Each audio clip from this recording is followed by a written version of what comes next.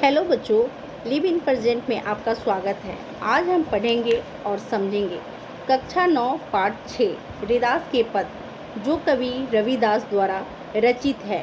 पहले पद में रविदास जी कह रहे हैं, अब कैसे छूटे राम नाम रट लागी, प्रभु जी तुम चंदन हम पानी, जाकी अंग अंग बास समानी, प्रभु जी तुम घन बन हम मोरा, जैसे चितवत चंद चकोरा, प्रभु जी तुम दीपक हम बाती, जाकी ज्योति बड़े दिन राती, प्रभु जी तुम मोती हम धागा, जैसे सुनहि मिलत सुहागा, प्रभु जी तुम स्वामी हम दासा, ऐसे भक्ति करे रे दासा।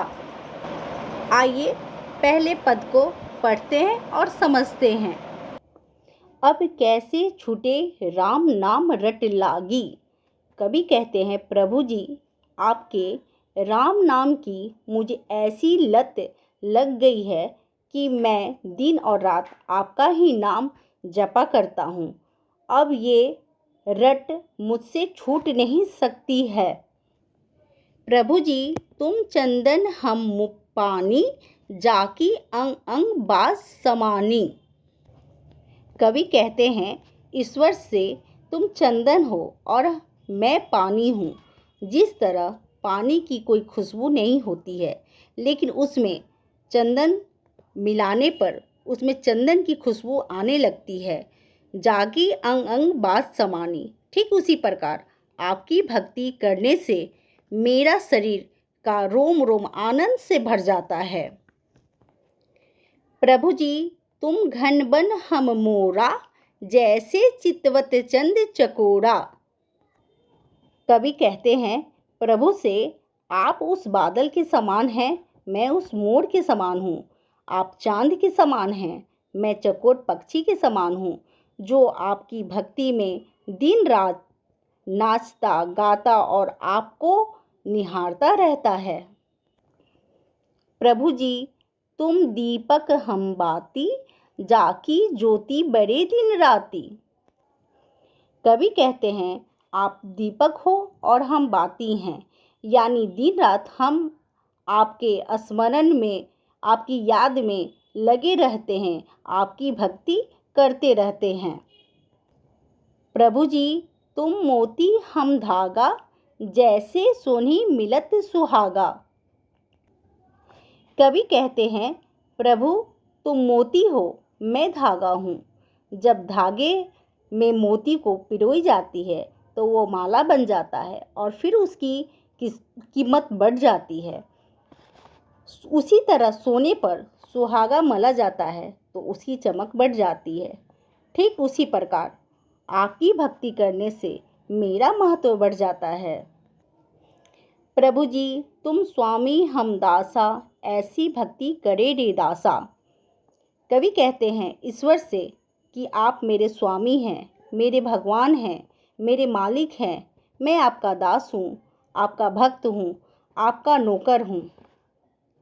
मैं हमेशा आपकी ऐसी भक्ति पूजा सदा करता रहूँगा। ऐसी भक्ति करते हैं रविदास इस पहले पद में। आइए दूसरे पद को पढ़ते हैं और समझते हैं। ऐसी लाल तुझ बिन कौन करे, गरीब निवाजू गुसैया मेरे माथे छत्रु धरे, जाकी ज्योति जगत ऊ कऊ लागे तापर तू ही डरे, नीचहूँ ऊंच करे मेरा गोविंदू काहू ते ना डरे, नाम देव कबिडू तिलोचनु सदना सेनु तरे, कही रविदासु सुनहु रे संतहु हरि जीव ते सबे सरे। अब इसे पढ़ते और समझते हैं इस पद को। ऐसी लाल तुझ बिन कौन करे। कवि कहते हैं प्रभु से कि इतना प्यार हमें आपके सिवा कौन करेगा। गरीब निवाजू गुसैया मेरे माथे छत्रु धरे।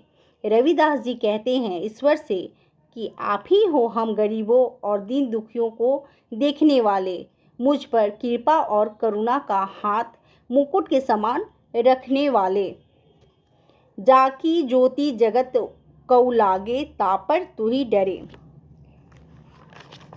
कवि कहते हैं, इस जगत में लोग जाति प्रथा, छुआछूत आदि गंदी भावनाओं को मानते थे, फिर भी आपने हमें अपनाया। नीचहु ऊंच करे मेरा गोविंदु, काहू ते ना डरे। कवि कहते हैं कि आपने मेरे जैसे नीच जाति के लोगों को समाज में ऊंचा दर्जा दिलवाया। आप किसी से डरते नहीं हैं। नामदेव कबीरू तिलोचनु, सदना सेनु तरे।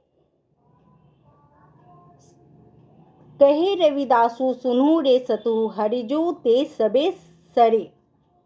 नामदेव, कबीरू, तिलोचनु, सदना, सबको आपने ऊंचा दर्जा दिलाया है। सबको समाज में आपने महत्व दिलाया है। रविदास जी कहते हैं, हे संतो सुनो, हरि द्वारा सब कुछ संभव है, वह सब कुछ कर सकते हैं। यही था इन दोनों पदों का अर्थ। चलिए बच्चों, अब हम कवि रविदास जी के बारे में कुछ जान लेते हैं। रविदास जी को हम संत रविदास के नाम से भी जानते हैं। इनका जन्म सन 1388 में बनारस में हुआ था। रविदास भी संत कोटि के कवियों में गिने जाते हैं। मूर्ति पूजा, तीर्थ यात्रा जैसे दिखावे में रविदास का जरा भी विश्वास न था। वह व्यक्तियों की आंतरिक भावनाओं और आपसी भाईचारे को ही सच्चा धर्म मानते थे। रविदास ने अपनी काव्य रचनाओं में सरल व्यवहारिक ब्रज भाषा का प्रयोग किया है, जिसमें अवधी, राजस्थानी, खड़ी बोली और उर्दू फारसी के शब्दों का भी मिश्रण है। रविदास के 40 पद सिखों के पवित्र धर्म ग्रंथ गुरु ग्रंथ साहब से में भी सम्मिलित है।